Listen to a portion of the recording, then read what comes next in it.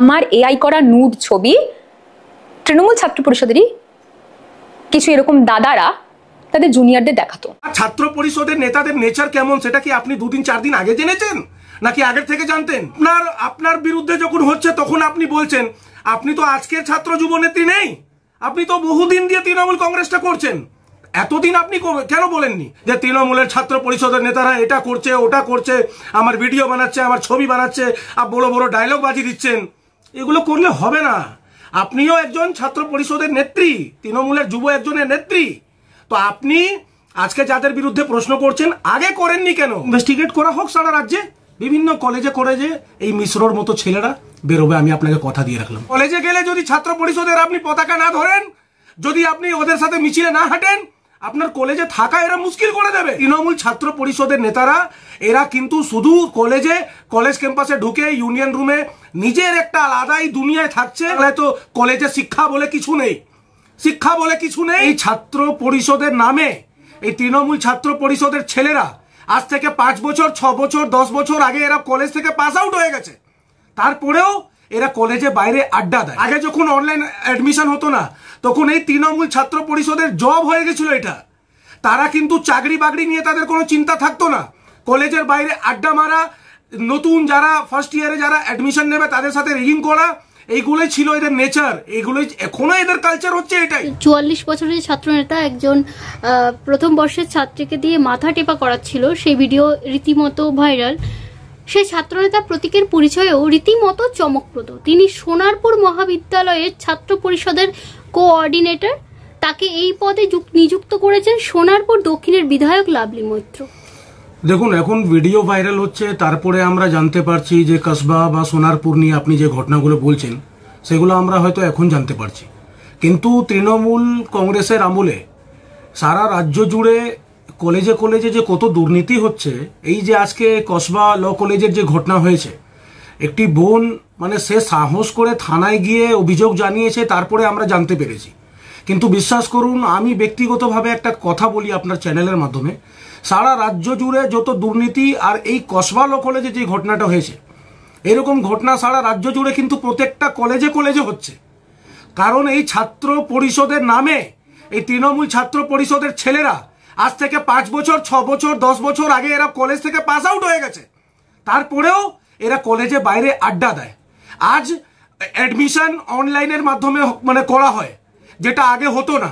কিন্তু এই অনলাইনের মাধ্যমে যে এখন অ্যাডমিশন করা হচ্ছে, কত মানুষের কারাপশনের টাকা এখন বেঁচে যাচ্ছে, ইউ হ্যাভ নো আইডিয়া। আগে যখন অনলাইন অ্যাডমিশন হতো না তখন এই তৃণমূল ছাত্র পরিষদের জব হয়ে গেছিল এটা। তারা কিন্তু চাকরি বাকরি নিয়ে তাদের কোনো চিন্তা থাকতো না। কলেজের বাইরে আড্ডা মারা, নতুন যারা ফার্স্ট ইয়ারে যারা অ্যাডমিশন নেবে তাদের সাথে রিগিং করা, এইগুলোই ছিল এদের নেচার, এইগুলোই এখনো এদের কালচার হচ্ছে এটাই। আজকে যারা সাহস করে থানায় গিয়ে অভিযোগ জানাচ্ছেন, আগামী দিনেও আমি আমাদের মা বোনেদের কাছে যে বোন যাদের সাহস আছে, তারা এই তৃণমূল ছাত্র পরিষদের নেতাদের বিরুদ্ধে আমি রিকোয়েস্ট করব আপনারা রাস্তায় নেমে থানায় গিয়ে অভিযোগ জানান। কারণ এই তৃণমূল ছাত্র পরিষদের নেতারা এরা কিন্তু শুধু কলেজ ক্যাম্পাসে ঢুকে ইউনিয়ন রুমে নিজের একটা আলাদাই দুনিয়ায় থাকছে। তারা শিক্ষা মানে পশ্চিমবাংলায় তো কলেজে শিক্ষা বলে কিছু নেই, শিক্ষা বলে কিছু নেই।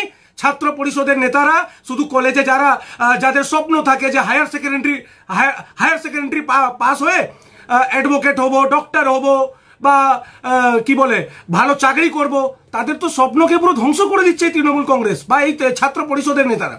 মানে কলেজে গেলে যদি ছাত্র পরিষদের আপনি পতাকা না ধরেন, যদি আপনি ওদের সাথে মিছিলে না হাঁটেন, আপনার কলেজে থাকা এরা মুশকিল করে দেবে।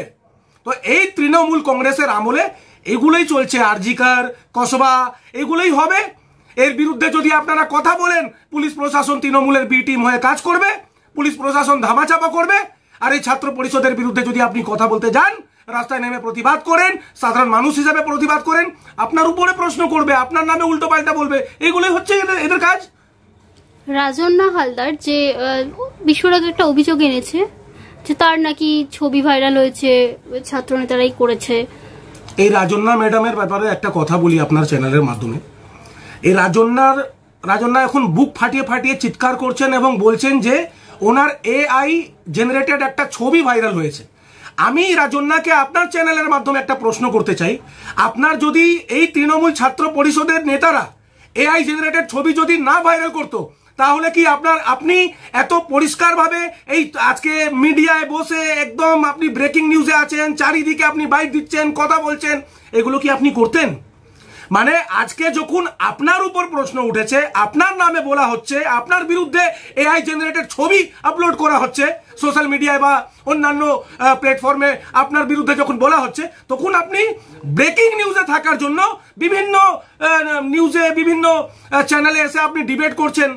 তো মানে বুঝলাম না, আপনার বিরুদ্ধে যখন হচ্ছে তখন আপনি বলছেন আপনি তো আজকের ছাত্র যুব নেত্রী নেই, আপনি তো বহুদিন দিয়ে তৃণমূল কংগ্রেসটা করছেন, এতদিন আপনি কেন বলেননি?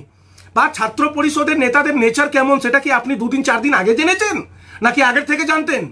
তো এই বাজে পলিটিক্স, নোংরা পলিটিক্স, বা যদিও দল বদলের যদি কিছু আপনার পরিকল্পনা থাকে আগামী দিনে, সেগুলো যদি করার আপনার আছে তাহলে করতে পারেন, তাহলে অসুবিধা নেই।